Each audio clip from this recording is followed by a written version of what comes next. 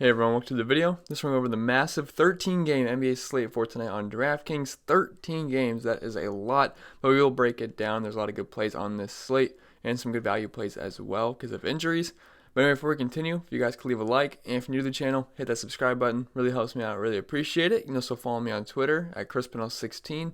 And if you're interested in the spreadsheets about every single night for the NBA season, links in the description below for my Patreon, my projections, my defense versus position chart, my cheat sheet, my Discord chat, all the advanced statistics I use every single night. Links available in the description below. And let's get into today's slate. And also, much better day last night. I said 2 days ago it was my worst night ever. I had 180 points, all those injuries. I was able to get second last night because Giannis was out, which every time I put Giannis as my cover picture, I swear he just doesn't end up playing that day. But I had no idea he wasn't going to play. He was listed as probable. Then they listed him as doubtful after the video, so what are you going to do? So I just played all the Bucks. I played Brook Lopez, Chris Middleton, Ersan Ilyasova, which Ersan Ilyasova chalk never seems to fail. He always smashes. It seems like he almost had a 20-20 game. And then I can't remember what else I did, but yeah, it was a good night. Hope you guys had a good night as well. Hopefully you bounced back. Hopefully you just applied my liking Giannis and then applied it to liking all the other Bucks as well. So since he was rolled out, but anyway, let's get into today's slate. So start up top with Luka Doncic here, 11,700. He is fully healthy, so there's no concerns about his health. He made his comeback after the sprained ankle and had 51 fantasy points. Nothing special, but it's pretty good when you score 51 points, and it's kind of just like a bad game for Luka, right? So pretty good when that's your bad game, 51 points. Minutes weren't an issue either. He had 33 minutes, so it's not like he was just on a minutes limit. He was good to go, and really, a healthy Luka is always in play for me because he's my favorite player to watch, and he's one of the best players in the NBA, especially for fantasy purposes, because the dude's just awesome. He's averaging 1.75 points per minute, which is second on this slate, only behind Giannis, which we know Giannis is on a whole other tier. He's at 1.9 points per minute. No one's going to compete with that, but Luka typically plays more minutes than Giannis as well, and he also owns a 37.2% usage rate. And the guy's a walking triple-double every single time he steps on the court. He almost had one in the first game back. He had 24 points, 10 boards, 8 assists. Just missed it, but most recently, December 12th, he had a triple-double of 78 fantasy points. So, yeah, he does a lot of things that other players can't do in the court. The guy's just really fun to watch. He's averaging 29 points per game, 8.8 assists, 9.6 rebounds. He's almost averaging a triple-double right now. And this is an elite matchup, too, versus Golden State. They're ranked 25th versus point guards. They suck versus shooting guards as well. So whatever Luka is going to play, he's just pretty much the offense. He is going to, I think more than likely, he's going to smash here, and there's really no one that can stop him defensively on the Golden State Warriors. So Luka, if you have the salary, yeah, I don't mind paying up for him. I think he's an excellent option. And I'm not going to play Giannis tonight. Let me just make sure I don't see anything, but I'm going to assume he's going to play in this game, considering it was a back-to-back. I think they're load managing him a little bit. But James Harden at 11,200, I like him quite a bit as well. And you also save a little bit of salary off of Luka, but I don't know, it's tough. Do I feel safer with Harden or Luka? I don't know, it's tough. I like this game environment better, I will say that. So let's just talk about Harden as of right now. So personally, I think I'd rather just take the savings with Russell Westbrook and move on, but you could also play both in a full game stack of this game if you choose to do so. This game does feature a 233.5 point over-under, which is the highest on the slate, and they also have a 121 point implied team total, which is also the highest on the slate. This game will also play very fast. Houston is 4th in pace of play, and Brooklyn is 8th, so it should be a little bit of a track meet here. Now, obviously, Harden's numbers are going to be awesome. I'll just rattle them off for you really quick. He's got a 37% usage rate. That's elite. 1.65 points per minute, which is elite. He's also playing a lot of minutes. He's averaging 38 minutes per game, so minutes are never an issue. Even if it is a blowout, he tends to play, late in the game because he likes stats, which, maybe NBA fans don't like that, but as a fantasy fan, give me all the stats you want. So James Harden, he's going to play all the minutes he can handle, even if it's a blowout. So definitely like him a lot. He's going to be shooting the ball a ton. That's what James Harden does. And if his threes are falling, he's usually going to have a pretty big game for fantasy purposes. So do like James Harden quite a bit. And the Brooklyn Nets aren't that great defensively. They struggle versus guards. So I think James Harden is an excellent spend-up option as well as Luka. So if you do have enough salary, I think it would be a tough decision to pick either Luka or James Harden. It just really depends on your roster construction. Maybe if you're playing Russell Westbrook, playing James Harden, it kind of caps both of their upsides. So I understand maybe if you don't want to play Harden and you want to just go up to Luka, I totally get that. So both are fine options. I think Trae Young's going to be out, so we will talk about that. Hopefully you guys didn't play him last night. I'm not saying he was a bad play, but I just hope you avoided that landmine because the day before that there was a bunch of injuries. So I'm sure that sucked big time for those of you who played Bagley, Fox, and you guys played Trae Young last night. I'm sure you're very mad at the world right now, but that's just how it goes in fantasy sometimes. Carlton Towns, he's questionable. Let's see if they updated his news from the time I started it.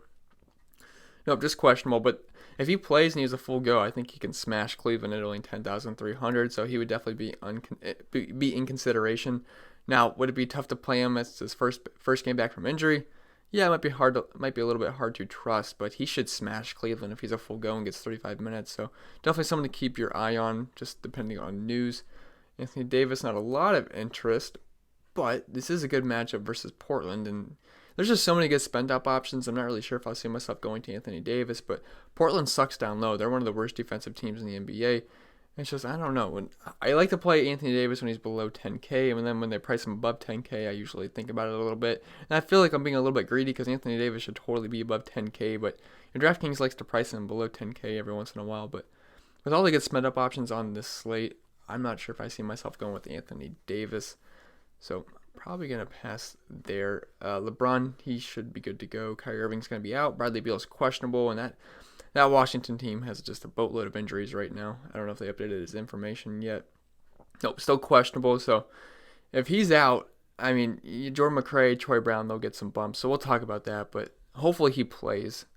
Just because there'd be a lot of, I guess I shouldn't say hopefully, because if he doesn't play, there's just a ton of value on the slate. We could easily fit in guys like Luka or James Harden, so we'll have to see if he plays or not. Obviously, as of right now, I have no idea, but he did leave that last game with an injury. Russell Westbrook, though, he's probably my favorite like spend up option. He's not priced up like Luka or James Harden is, but I think he's the best point per dollar guy above 9K on today's slate. Yeah, I love him. He's simply mispriced for how good he's actually been recently. He scored 52 points versus Golden State, 47, 56, 60, 53, 40, but then 48, 51, 71, 56. The guy's been great, and he's still priced pretty darn low. I honestly think he could be a 10K player, or at least in the high 9s. So there's no reason for him to be low 9s or even high 8s like he usually is. And actually, like in the past 10 games, we've seen his price go up to 96, 98, 97, 96, 93, 94. And for some reason, they drop his price despite him having good games just almost every single night.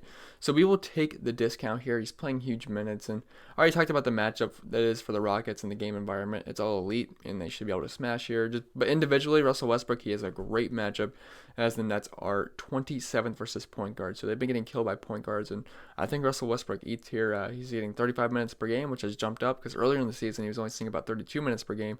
And as you can see, he's played at least 40 minutes in the 3 of the last 4 games. So minutes are not an issue here. He's averaging 1.33 points per minute. He's got over a 32% usage rate. There's nothing not to like about Russell Westbrook here, and I would have him as my core play of guys above 9K tonight. So definitely like Russell Westbrook a lot. And then if you play Russell Westbrook and there's enough value to getting guys like Harden or Luka, I think that's fine as well. But I will be starting my lineups with Russell Westbrook tonight more than likely.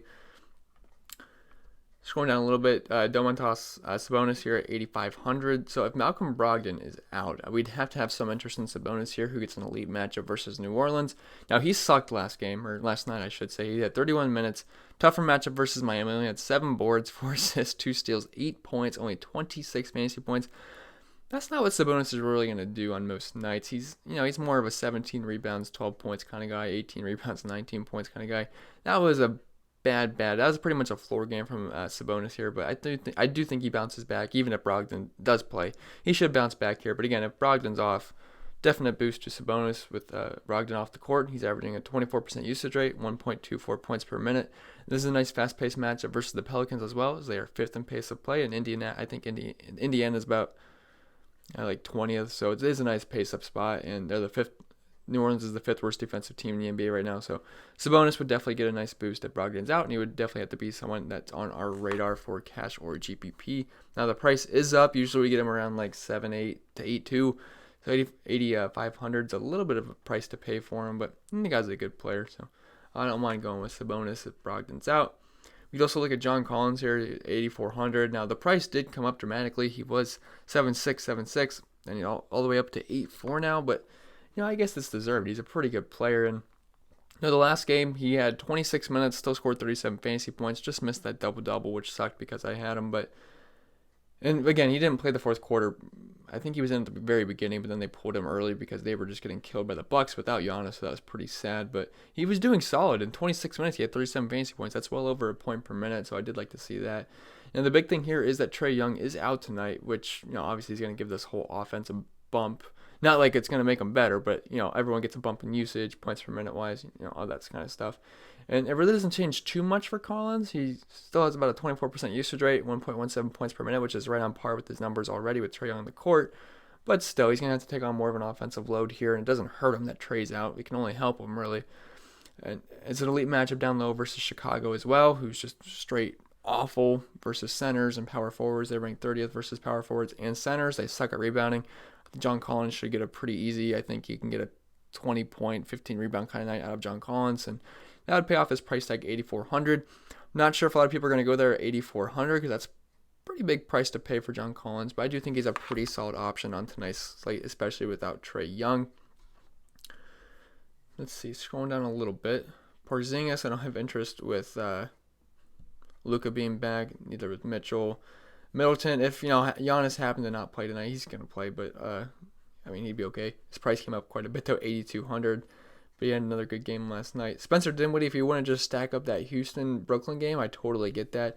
He's been great without Kyrie Irving or Karis LeVert, and they will be out again. He's pretty much, what you're going to get out of Spencer Dinwiddie every single night. You're going to get about 40 points with upside of more. Maybe sometimes he scores a little bit less than 40, but he's pretty much is a safe bet for 40 points, and his price came down finally after the past two games, and he was good too. I don't know why they priced him down, but he was 8,500 versus Atlanta, had 57 points. 8,700 versus New York, 38 points. So they priced him down to 8K, which makes him a pretty solid play, I think.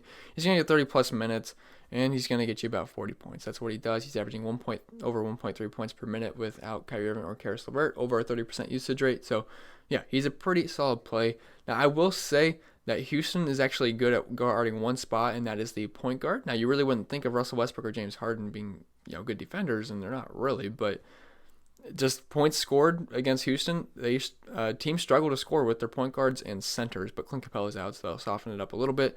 But I still think Spencer Dinwiddie can get the job done here. It's a good game environment, so don't mind him in full game stacks. I think Russell Westbrook and Spencer Dinwiddie are both fine plays if you want to pair them together. Let's see, Andrew Wiggins. If Karl-Anthony Towns happens to be out, it's a good matchup versus Cleveland. They suck defensively. I believe they're second worst for points given up this season, so I wouldn't mind him. I think he gets you over 40 fantasy points, does a little bit of everything, rebounds, assists, points, so wouldn't hate Andrew Wiggins. He's going to play big minutes, so I think he'd be interesting if Towns is out. Butler's cheap, but I don't love the matchup versus Philly. Let's see, scrolling down some more. Devin Booker, he was below 7K last night, which made absolutely no sense. Well, I just got an update from Fantasy Labs. Let's see if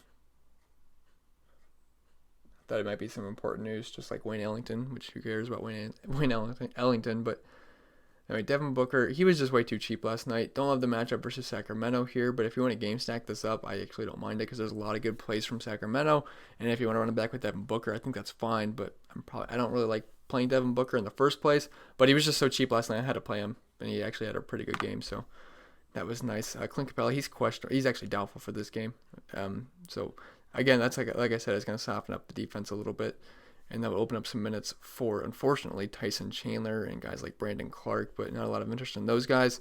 So obviously, you can't play Clint Capela, but it would have been a good matchup if he was good to go versus Brooklyn. They're one of the worst teams down low versus centers, so I guess that's a little unfortunate if you're looking forward to playing Clint Capela. But let's see. Julius Randle at 7,200. I think he's a pretty good play because he gets, the Knicks get to play the Washington Wizards, which we love playing.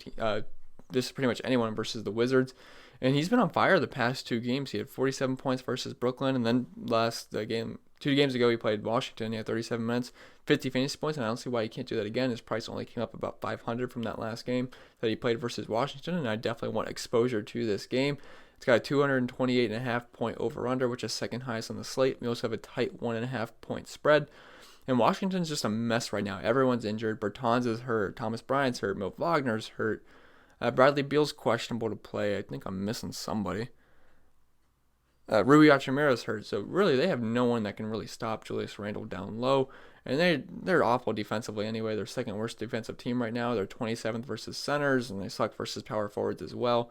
And this is a nice pace-up spot for the Knicks as well. I keep saying as well, but this is a good pace-up spot for the Knicks, as Washington is 6th in pace of play, and the Knicks are about bottom 20. So don't mind Julius Randle here. He's got a 28.6% usage rate. He's over a point per minute. I don't see why he can't have another 50-point game versus Washington here. So definitely like Julius Randle. He's going to see big minutes in this game. Should be a tight game, and it's a great matchup. So do like Julius Randle. Let's see, Malcolm Brogdon. So I don't know if he's going to play yet. He is questionable to play, and we haven't seen an update yet on Malcolm Brogdon. It's still too early in the morning, I guess. But I will say he's been pretty awful recently. 29 points, 29, 31, 24. But before that, 47, 48, then 26, 36, 27. So he's not in the best form right now, but if he's good to go and he's going to play a full allotment of minutes, I don't see how he's not one of the best plays on the slate at 7K, because this is an elite matchup versus the Pelicans. They're 30th versus point guards, dead last. Point guards always smash versus New Orleans. And that's a nice pace-up spot here for the Pacers, as New Orleans is top 5 in pace of play. And on the season, Brogdon's got a 26.4% usage rate, 1.17 points per minute. I think it'd be a pretty solid play as long as he's good to go. But as of right now, we have no idea. But if he's good to go, I'd prefer him over Sabonis, just because we can save 1,500 and the matchup's just elite for Brogdon. Let's go down. We have Rashawn Holmes here at 6,700. So he feels pretty expensive, and he is, because his price was around 5K for most of the season, really. But this play is mostly due just to injuries for the Kings. De'Aaron Fox is out, Marvin Bagley's out, so that's going to open up some minutes. And they actually played a pretty tight rotation in the last game. They only had an 8-man rotation. Now, if you're looking at the last game, it went into double overtime, so that's why he played 45 minutes. He's not going to play 45 minutes tonight unless it goes into overtime again.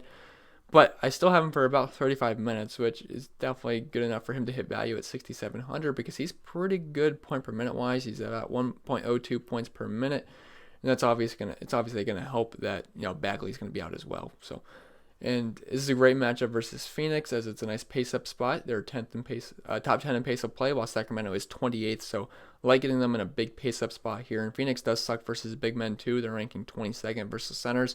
So I think Rashawn Holmes is a pretty good play, and there's just so many injuries on this team. I think we get an easy double-double here, and 15-15 game. Definitely in the cards for Rashawn Holmes, so definitely have a lot of interest in a lot of these Kings tonight. We're going to talk about quite a few of them as we go on down the list. Alfred Payton, the price came up. It's a great matchup versus Washington. He's a triple-double threat. He does a little bit of everything in the stat sheet.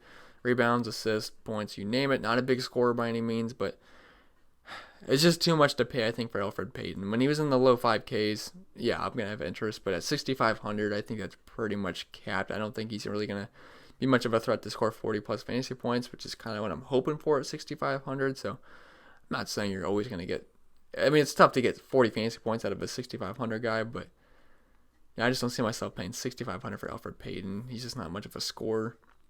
So we're really just relying on, peripheral stats like rebounds and assists, which I don't really want to do.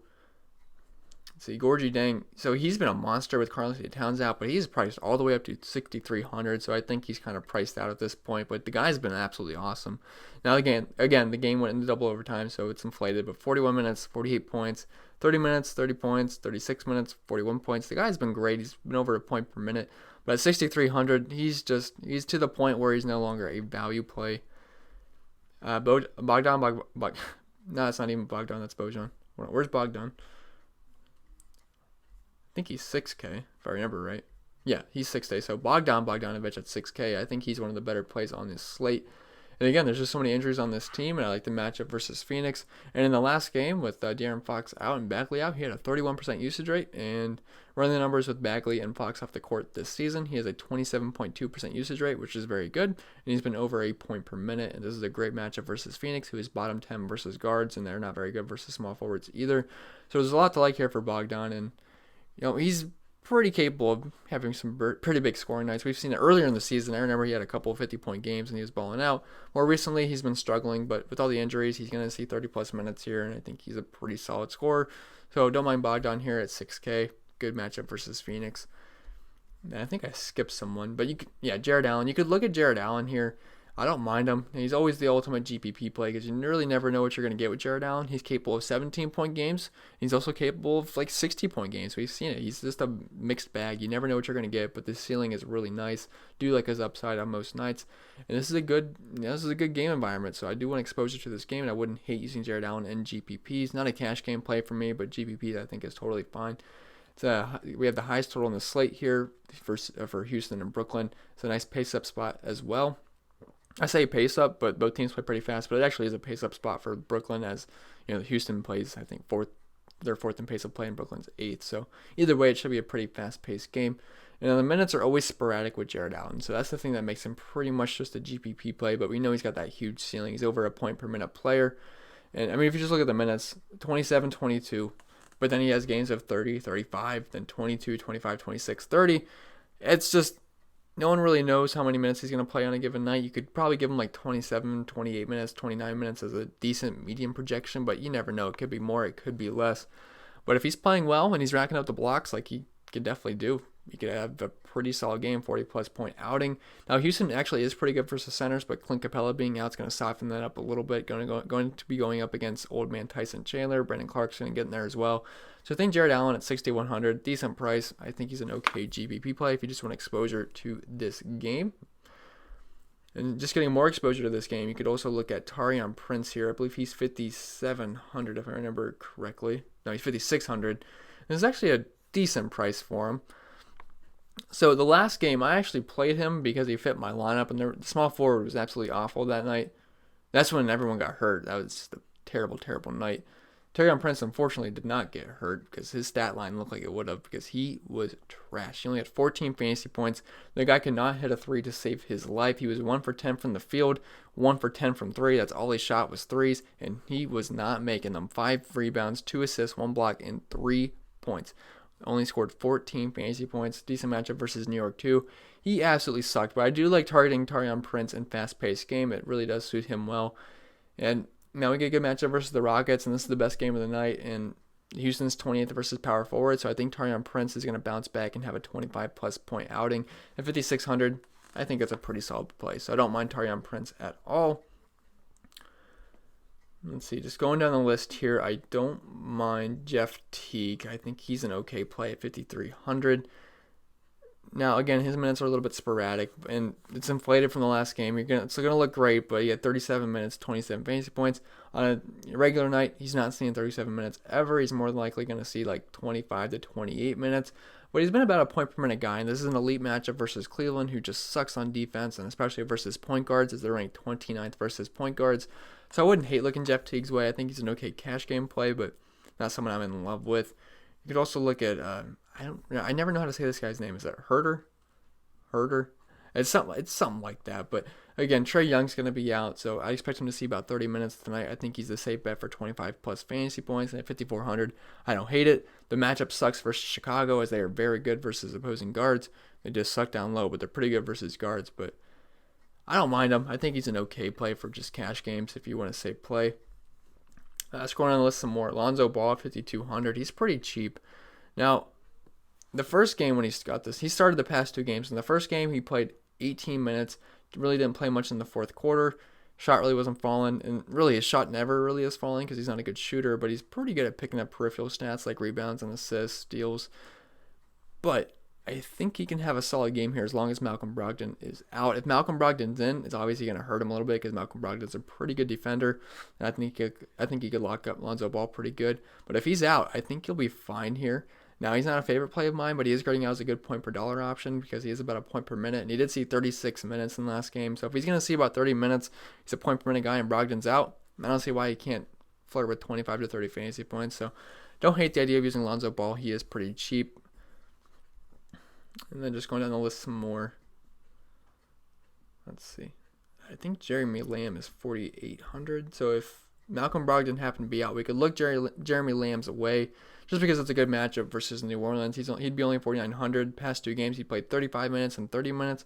Really hasn't done much with it, 27 points and 26 fantasy points. But this is an elite matchup versus New Orleans. The past 2 games, he was actually some pretty tough matchups.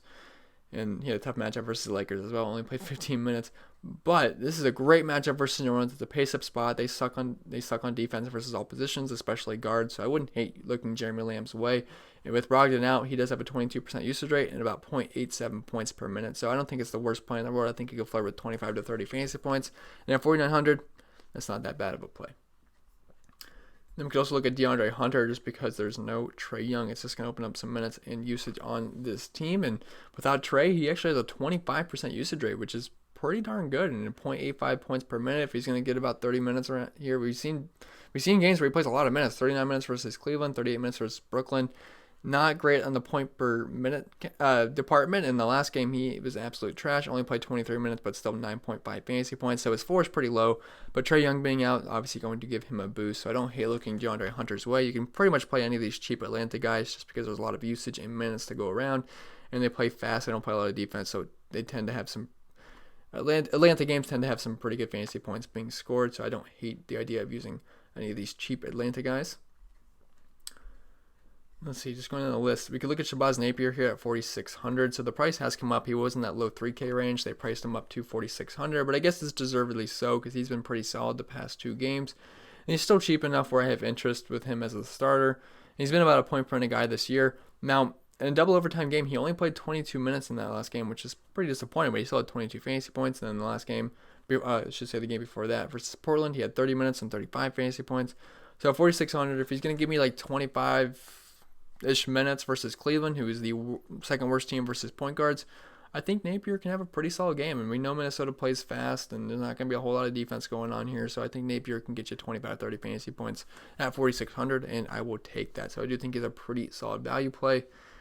Then we're going to get to some of I'd say the 2 best value pump plays on this slate because they're both going to be benefiting from injuries.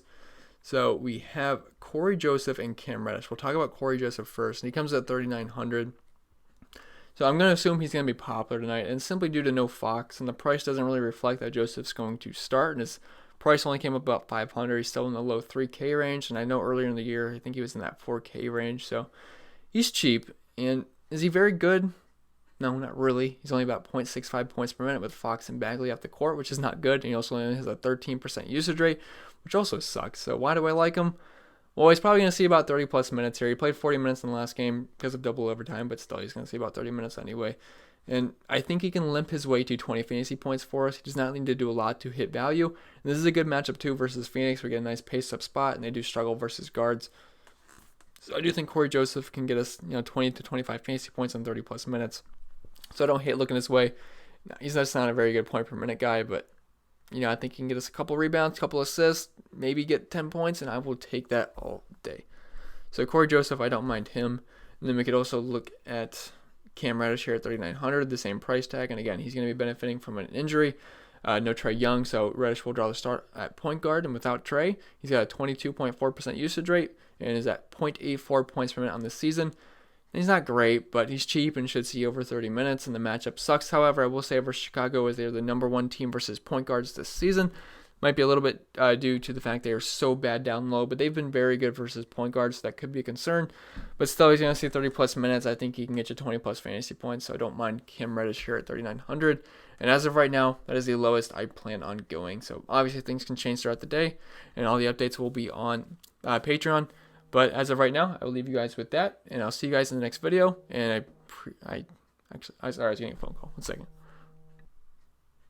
Sorry, my dog was at the groomers. I just got done. So I will go pick him up. And again, I will see you guys in the next video. Hope you guys have a great night. Have a great Saturday, and I'll see you guys in the next video.